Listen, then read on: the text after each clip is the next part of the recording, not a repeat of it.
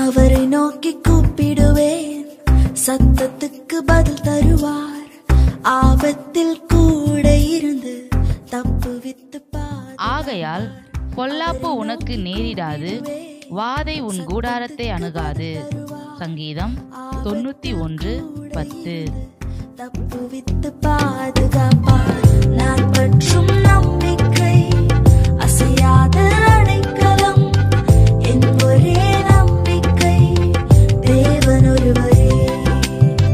நான் பற்றும் நம்பிக்கை அசையாத அடைக்கலம், என் ஒரே நம்பிக்கை என் தேவன் ஒருவரே. அவரை நோக்கி